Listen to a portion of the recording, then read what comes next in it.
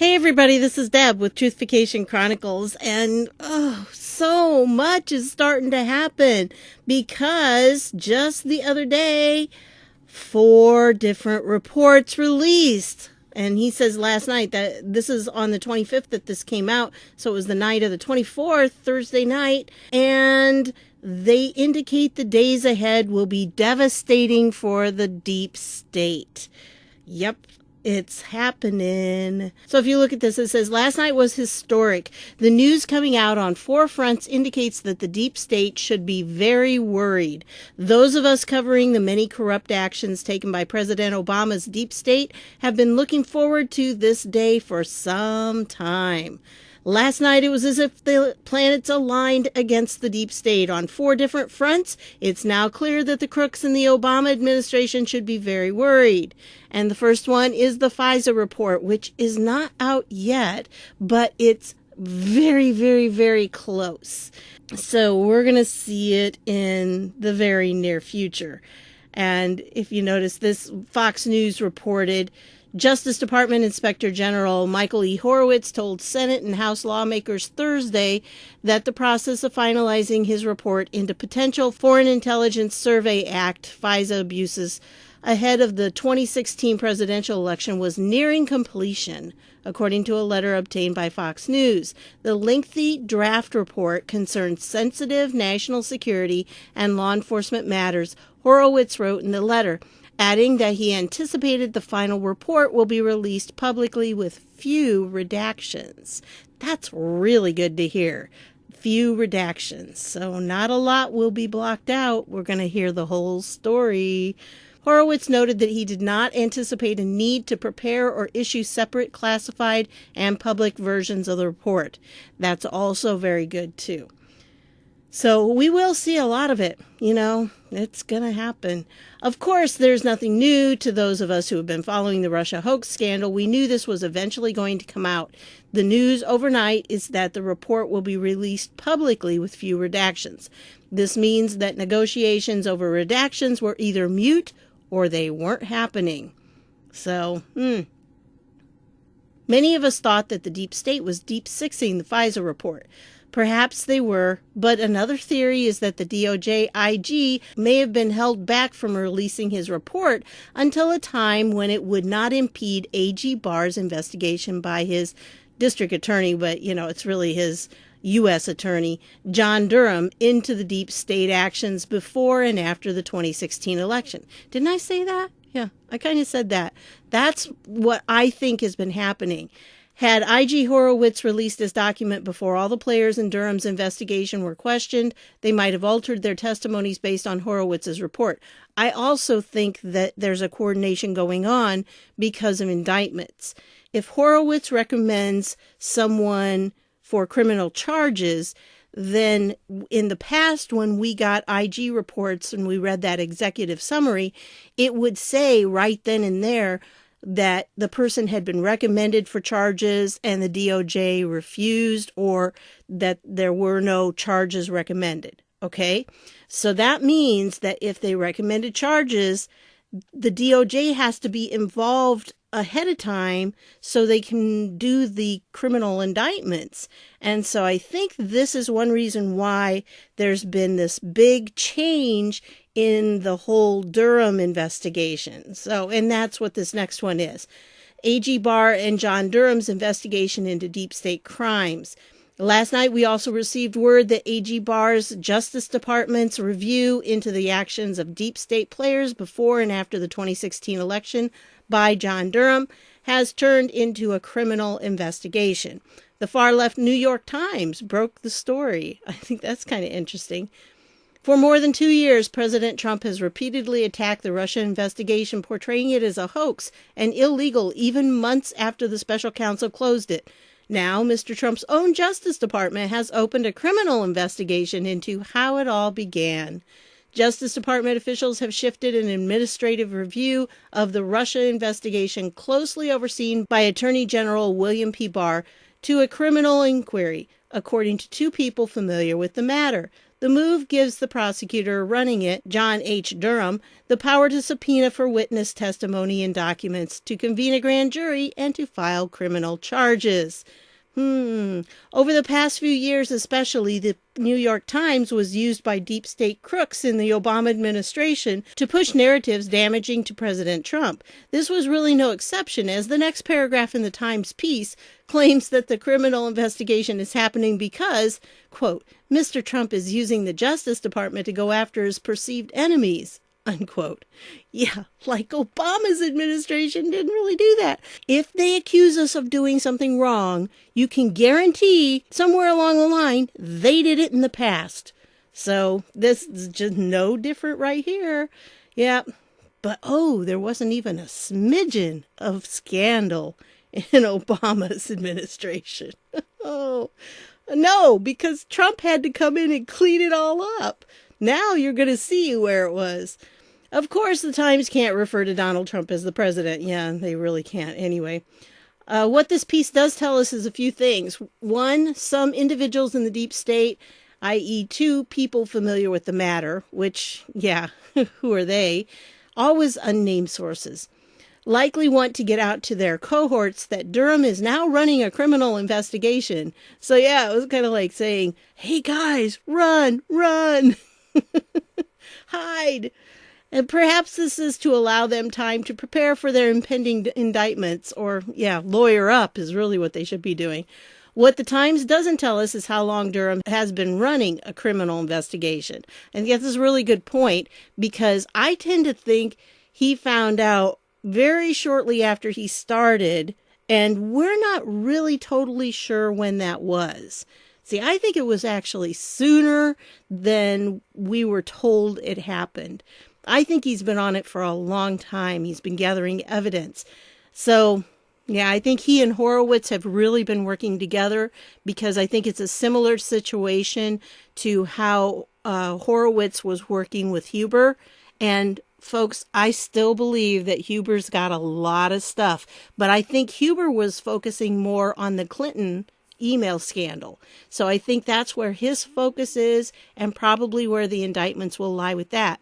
This one has to come out first, because this one is what is in the news cycle right now, and it is revealing who these people were. And I think we have to show that these investigators were corrupt before we can get to the Clinton Foundation and their investigation of that, because obviously if they were corrupt, then when they investigated Hillary's emails, there was corruption there. Okay, so I think this one has to come first, and then the Clinton Foundation one will come next. But be aware, there is going to be with the Clinton Foundation. Yep, there's stuff going on there. It's not dead. The investigation is still going on.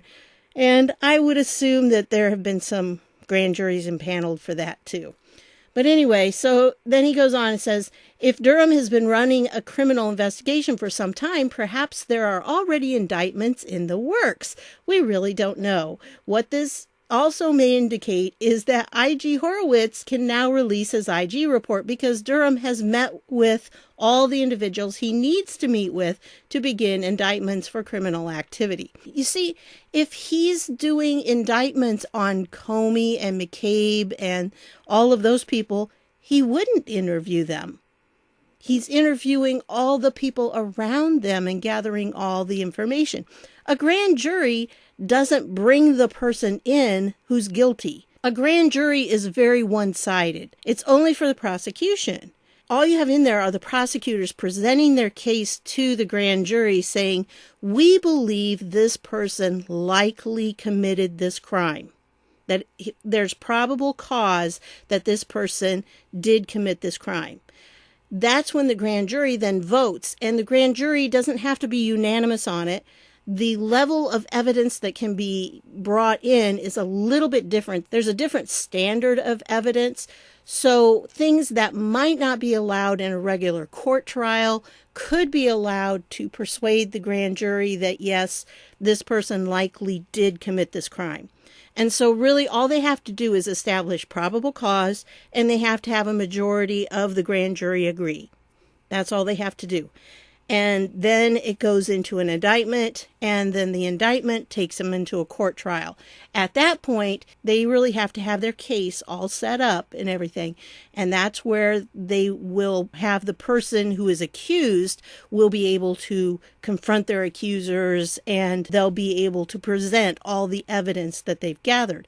But a grand jury doesn't bring in the person being investigated. So the idea that they haven't talked to some of these people, that doesn't bother me at all, because why would they? If they're the ones being investigated, you're not going to bring Comey in to testify to a grand jury that's going to indict Comey, you know? So that's what I think is going on. I think that probably this all had to come out together, and Durham just wasn't done with all of his investigation yet. And he and Horowitz have really been working together because, see, Horowitz has 470 some people on his staff that he uses for investigation.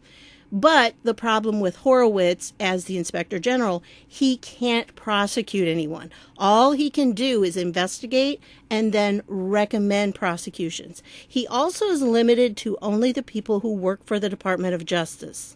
Okay, because he's the Inspector General for the Department of Justice. And so he can only deal with people who are currently in the Department of Justice, or if he's investigating something that happened like in 2016, he could investigate the people who were in the Department of Justice at that time.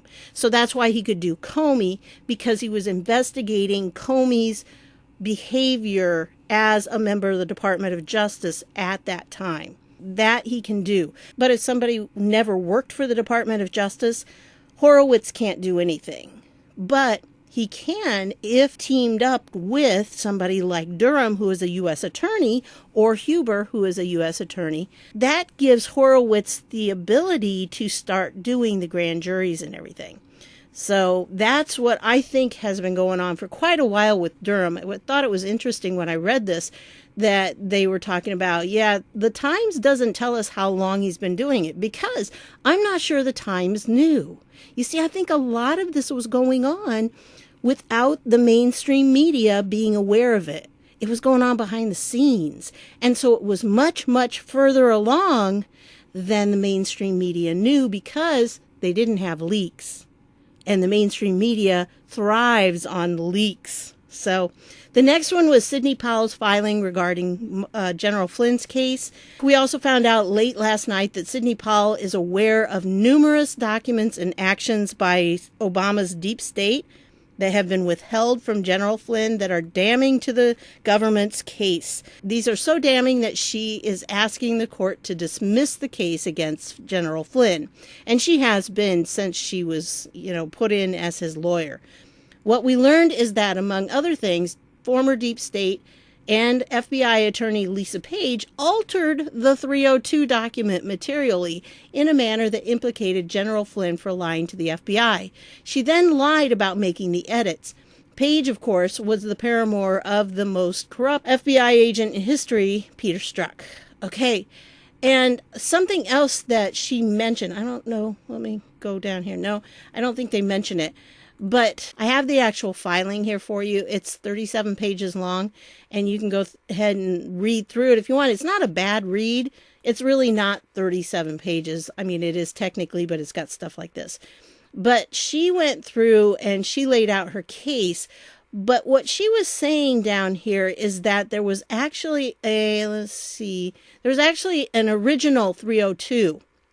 Because when they do an interview with somebody, the FBI is required to put that into this Sentinel program that they have, and they have to do that within 5 days after the interview. And usually when they are in it, they take notes, and one agent will take notes while the other agent is doing the questioning. Well, Peter Strzok was the one that was doing the questioning. The one who was taking the notes was this agent Pientka, Joe Pientka. And Joe Pientka, for some weird reason, keeps getting redacted in all of these things. they tend not to want to say that's who he is. So when you look through all this material, his name's always redacted. And so there are a few times in here where there's a very short little thing in the text messages with Peter Strzok and Lisa Page, and it's redacted. And it's got to be no more than about 3 letters long. And I think probably that he's, when Peter Strzok was talking, he was talking about Joe. And I think he meant Joe Pientka. And then there's other places where the agent's name is redacted. I don't understand why his keeps getting redacted. Was he maybe not part of all this? It always seems like he's like the invisible man.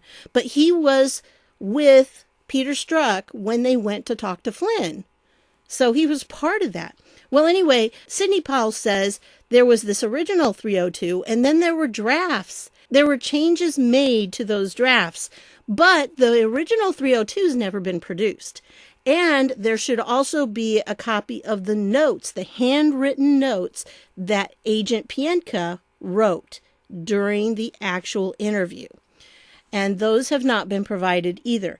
And, in the past, if you've watched my other videos, you know that a big thing that she's asking for, Sidney Powell, she's asking for the Brady evidence, which is all of this material that the government has, the government lawyers have, or I should say Mueller's lawyers, but they are working for the government right now. They're considered the government in this document if you read it.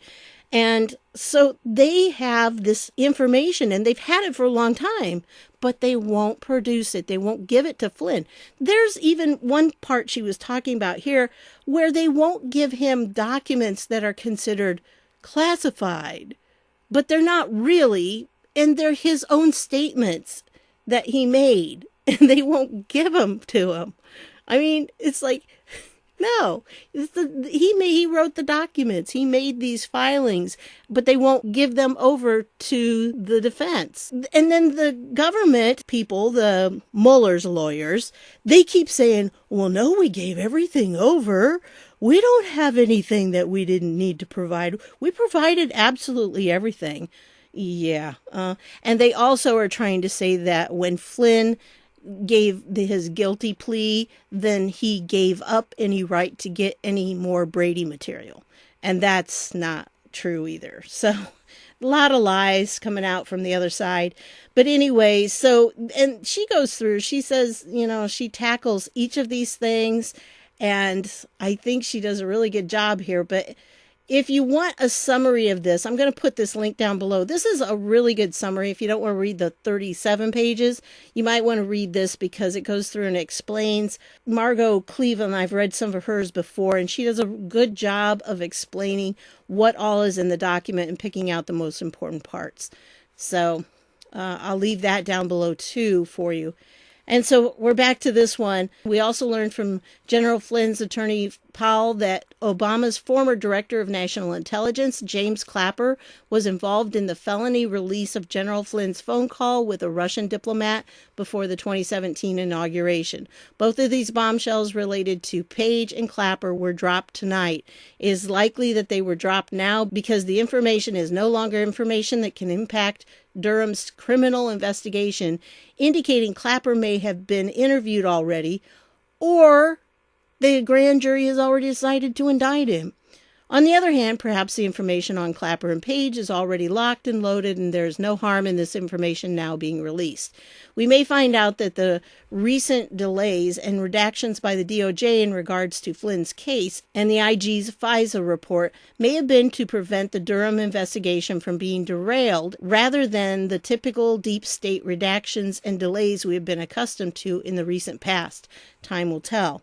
There was a reason, there's a connection between them, and I think that's why it's taken so long for this to come out. It's going to come out, it's just a matter of, taxing our patience at this point. Number 4, recent reports regarding Obama Vice President Biden's pay-for-play scandals. We also learned last night that Joe Biden, during the time he was Obama's vice president, partook in actions resulting in payments to him and his son Hunter. These payments go beyond the Ukraine and China. Former New York City Mayor Rudy Giuliani claimed previously that Biden was suspect of a pay-for-plan scandal in Romania. And NBC News last night posted this. In the final year of the Obama administration, an American lawyer traveled to Romania to meet with a businessman accused of orchestrating a corrupt land deal. The businessman was Gabriel Popoviciu. Okay, I know I murdered it. I don't speak Romanian, but I have a friend that does. So, a wealthy Romanian real estate tycoon. The lawyer brought in to advise him was Hunter Biden, the son of then Vice President Joe Biden, according to two people familiar with the matter. Hunter Biden's work for this guy in 2016 went unreported at the time, but Joe Biden's involvement in Romania was very much public. The vice president was among the leading voices pushing the government to crack down on corruption. Yeah. We've got more going there. The biggest question left unanswered is why would the Democrats and their deep state work so hard to prevent candidate Trump from becoming president and then try to end his presidency prematurely? Why would they put in place a phony Russian sham special counsel and then morph into a fake Ukraine impeachment, both of which are bogus? It may be that they didn't want anyone to know how corrupt they were. It may be that the amount of money the Obama administration made in pay-for-play schemes around the world will shock the average American. Is this why we constantly hear, follow the money? Yeah, follow the wives too. Don't forget that one. And the family members. Anyway, so that article, get your popcorn ready. This is going to be devastating. There's going to be a lot going on. These 4 items have been really huge. And I will put the link to that down below. I'll also put the link to this down below because it says Sidney Powell admits to having a high-level trusted source within the Department of Justice. That's not actually accurate. She admitted to having a high-level trusted source, period. Not necessarily within the Department of Justice. Gotta wonder who it is. A few names come to my mind, especially maybe the 17th letter of the alphabet or one of his people. And, how about the, what's his name? Cohen Watnick? That kind of comes to my mind, too. I'm kind of wondering if he's part of this. So anyway, I just thought this was kind of an interesting little article. And down here is the video for it, so you can watch that. And she just basically says right out that she says, I cannot reveal the source right now, but I do have a very good source for that information. See, she doesn't say that it was in the Department of Justice. That was somebody assuming that, but that's not what she said. So you can watch that too. It'll be down below. And so we have that. And then I have this article that I'll put down there. Now, she said, this one right here, this tweet said that the hearing on November 11th will produce a significant number of fireworks. If the government has any integrity or if the Department of Justice has any integrity, they will dismiss the case on General Flynn. Well, she corrected it and she said the hearing in Judge Sullivan's court is November 7th. Okay, so that's a date to keep in mind on that. All right, you already saw this. I told you about this in the last one. It's not a kind of a short little article. But, yeah, it's big that it is a criminal investigation. And Barr did announce that. That's huge, but in some ways, I think it's been going on. It was a criminal investigation for quite a while. That's just my opinion on that. But I think Bill Barr knew early on when he was testifying in front of Congress, he clearly stated that the Obama FBI and CIA, they spied on the Trump campaign. He knew that. Now, of course, all the FBI people are saying, no, they didn't spy. Be aware that the reason they say that is because of their definition of the term spy. They consider spies to be someone outside of the United States surveilling an American citizen. When they surveil an American citizen, our own FBI, that's different. That's not called spying. It's semantics, folks. Don't let them throw you on that. And when people say, well, they kept saying they didn't spy. Even Christopher Wray said they didn't spy. That's because of the definition that they use. They don't consider it spying if they are American citizens looking at American citizens. Okay? So, I also wanted to show you this. I'm just going to give you a couple more little things while I'm at it here. This is one that has a video. This lady, she is Representative Barbara Lee, of course, a Democrat, and she claims we need the UN to monitor the 2020 elections. And yes, folks, she actually did say that. Here's the video. You can watch it for yourself. She definitely did. She just thinks that we can't handle it ourselves and that we need the UN to step in and monitor our elections. Yeah, right.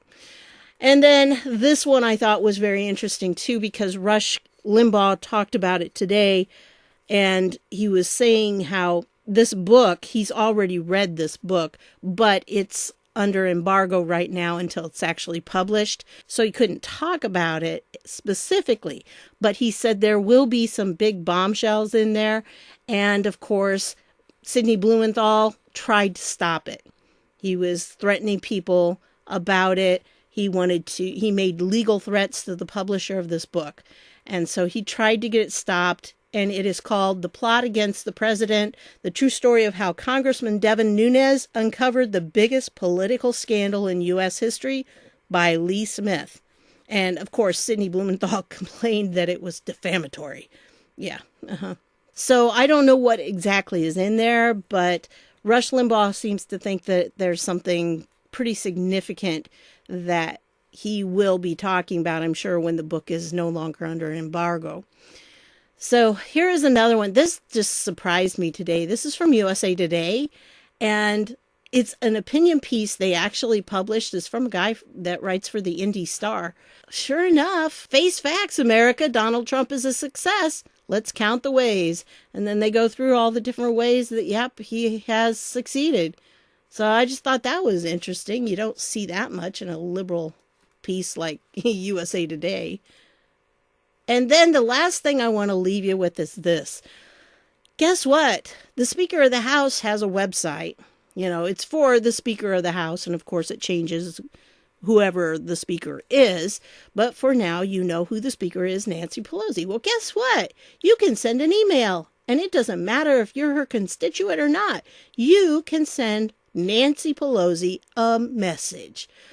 I think we all need to do that. It doesn't cost you one little penny, and I think we need to let her know what we think of this whole impeachment farce. So, there you go. Fill it out, folks. Send it in, and all you have to do is click You're Not a Robot and send email. So, I think she just needs to get inundated by a bunch of people who are telling her that we're tired of all of this garbage that they're doing, and they need to stop this nonsense and get back to work. So that's what I've got for you on this one. All the links will be down below so you can check them out for yourself. And I want to thank you for stopping by, and I'll see y'all later.